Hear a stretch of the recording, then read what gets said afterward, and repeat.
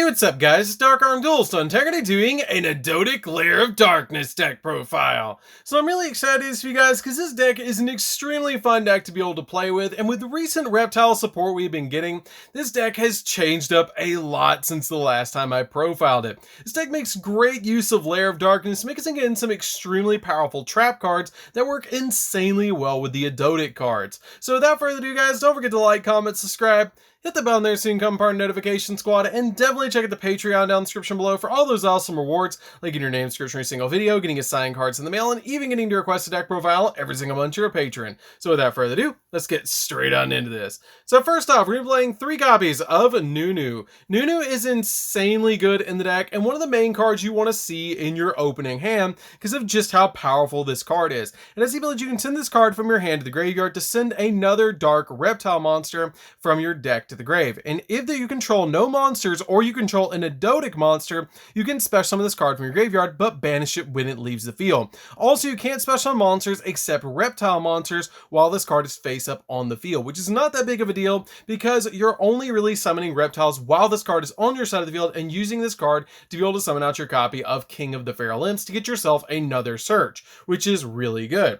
I then play 3 copies of Noya. Noya is a great 3 of as well, just like your copies of Nunu, with the ability you can send this card from your hand to the graveyard to send a light reptile monster from your deck to the grave. And if this card is normal or special summon, then you get to add an Ogdoadic spell or trap from your deck to your hand, which is usually going to be your copy of Water Lilies that you're trying to get from your deck to your hand to use it as a foolish burial. We then play a single copy of Zoha. Zoha is a good 1 of in the deck. You only really need a single copy of this card in this build because it has the ability, if this card is sent from the field to the grave or special summoned from your graveyard, you can activate the effect that your opponent draws a card, and if they do, you add 1 Ogdoadic monster from your deck to your hand except another copy of this card, which is a great effect. And then each player sends a card from their hand to the grave, and if this card is in the graveyard, you can send a card from your hand to the grave to add this card back to your hand, which is a great effect to be able to use to be able to get this card back to your hand. I then play a single copy of the Ogdoadic Light. Ogdoadic Light is a key combo piece in the deck and just a really important card because if this card is in your graveyard, you can tribute a monster to special summon this card from your graveyard, and then your opponent can special summon a monster from their graveyard but negate its effects. This card is extremely powerful with Lair of Darkness because you can actually use Lair of Darkness to tribute an opponent's monster, essentially using this card like a kaiju to be able to get rid of an opponent's powerful monster. And if this card is special summoned, then you can target a level 4 lower Ogdoadic monster in the graveyard and special summon it but banish it when it leaves the field, which is usually going to be your copy of Noya to then be able to use Noya's effect to be able to grab an Ogdoadic spell or trap directly from your deck to your hand. And then play a single copy of the Ogdoadic Dark. Ogdoadic Dark is just a 1 to me in this build, and it has the similar effect just to your Ogdoadic Light that if this card is in your graveyard, you can tribute a monster to special summon this card, and then if your opponent can add 1 monster from their graveyard back to your hand, and if this card is special summoned, you can target 2 your banished monsters, including a reptile monster, and return them back to the grave, which is a really good effect because your copies of Noya and Nunu actually banish themselves, which is really important to be able to get them back. I then play a single copy of Ogdoadic Abyss, the Ogdoadic Overlord. This card is insanely good in the deck, and just a really good boss monster overall that you can actually summon out super easily with your copies of Back to the Front. This card is really powerful because if this card's in your graveyard, you contribute 3 monsters to special summon this card, which you're never using that effect. You're always bringing this card back with your copy of Back to the Front, so you actually don't have to tribute anything to summon it. And also, once, while this card is face up on the field, quick effect, you can send all monsters on the field to the graveyard except face-up monsters special summon from the graveyard, which is an extremely powerful effect to be able to use on this card. And then play a single copy of Vanguard of the Underground Emperor. This card is a great extender for Ogdoadic and a card we recently got out of Power of the Elements, which is just absolutely amazing how well this card supports Ogdoadic.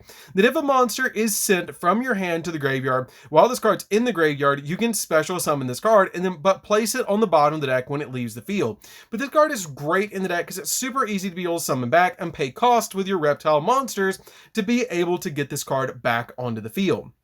And then play a single copy of Night Sword Serpent. Night Sword Serpent is a really awesome card in the deck as well. If this card is sent to the graveyard by a card effect, you can special summon this card but banish it when it leaves the field. So this card works really well with your copy of Water Lily and your copy of Snake Rain. And then play a single copy of a Reptilian Tuner monster. This card is really good in the deck because it is a level 4 tuner monster. And then if you control a Dark Reptile monster, you can special summon this card from your hand. Then if your opponent has any monsters with 0 attack, you can special summon equal number of Reptilian monsters from your hand, which is never going to happen. You're just going to summon this card from your hand and synchro summon for your copy of your Chaos Ruler.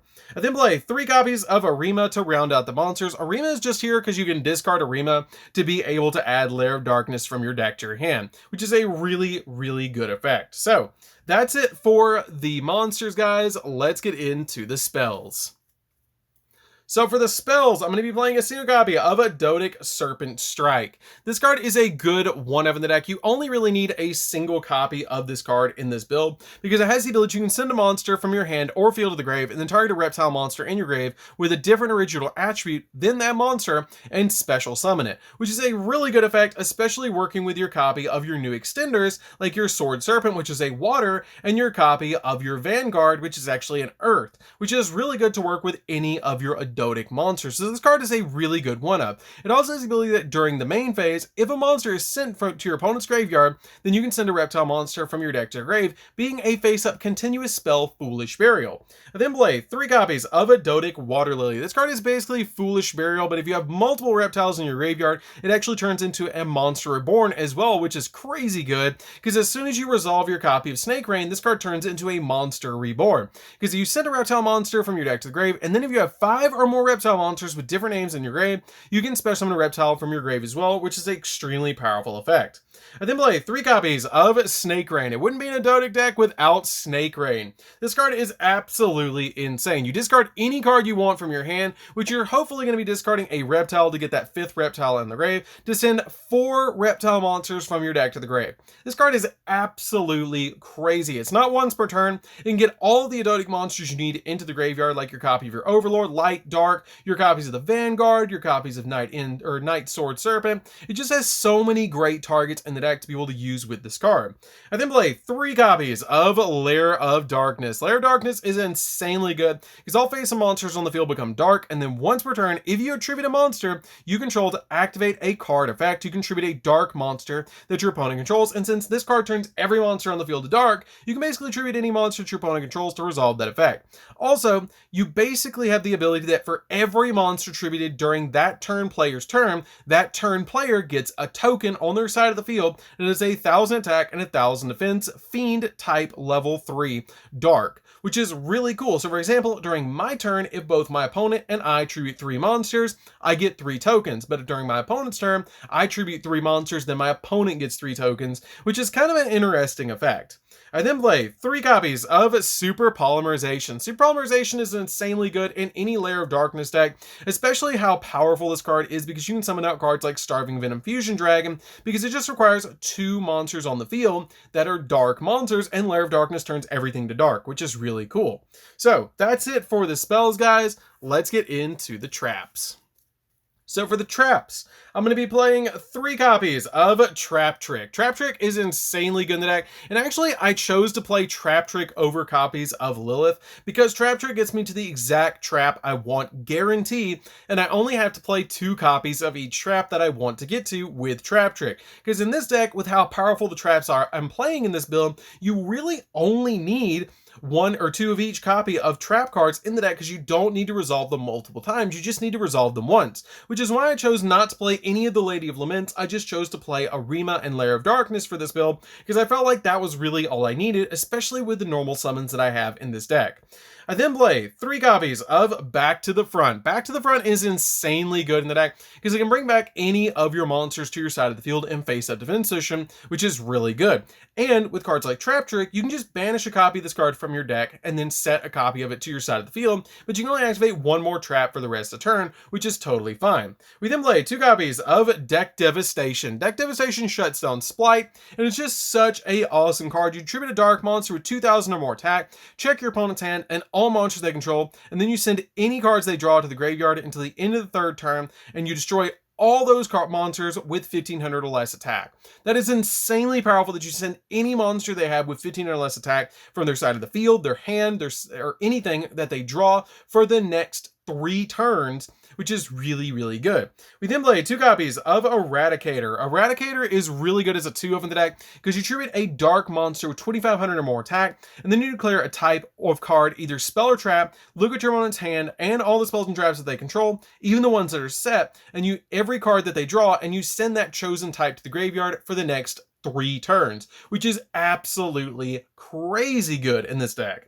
We then play 2 copies of Full Force. Full Force is a good 2-of as well, because you tribute a dark monster with 2000 or more defense, and then check your opponent's hand and all monsters they control and all cards they draw until the end of their 3rd turn after this card resolves, and destroy all monsters with 1500 or less defense, which is extremely easy to resolve. And in this deck, this card is absolutely crazy to take on the meta, which is why I'm using 2 of each of these in the deck, which is why I ended up playing Trap Trick over Lilith in this build, because it's so much easier to play these as 2-ofs with 3 copies of Trap Trick to get to the exact one that you need depending on your matchup. So that's it for the main deck, guys. Let's get into the extra deck. So for the extra deck, we actually don't go into the extra deck all the time in this deck, so you can play a couple of different tech cards. So let's get straight on into it. So first off, we're playing King of the Feral Limbs. This card is a definite 1-of in the deck that lets you search any reptile you want from your deck to your hand. You go into this card all the time in the deck. This is one that I have to say you need to play. It's at least 1-of. I did consider playing it as a 2-of, but it just came up once when I was playtesting, so I only play it as a 1-of in the deck. I then play a single copy of Raiders Knight. Raiders Knight is really good because you can detach all material from this card, and then summon out your copy of Ark Rebellion XZ Dragon, which is insanely good because it can cold wave the field, turn everything that's face up on the field to negate its effects, and then it gains attack equal to every single monster's attack points currently on the field, and then can go in for game. This card is absolutely crazy. I played a single copy of the Zombie Vampire. Zombie Vampire is insanely powerful because it can help you mill 4 and then bring a monster back from the graveyard to your side of the field among those cards that you milled to the graveyard or cards your opponent milled to the graveyard, because both players send the top 4 cards from their deck to the grave by detaching a material from this card. Then play a single copy of Chaos Ruler. Chaos Ruler is one of those cards that we go into all the time in the deck if we actually get to our tuner monster. This card actually lets us excavate the top 5 cards of our deck, and then once we excavate the top 5 cards of our deck, we get to either add 1 light or 1 dark monster among those 5 cards to our hand, which is really cool. I then play a single copy of Starving of an Infusion Dragon for the super poly targets, 1 copy of Garura.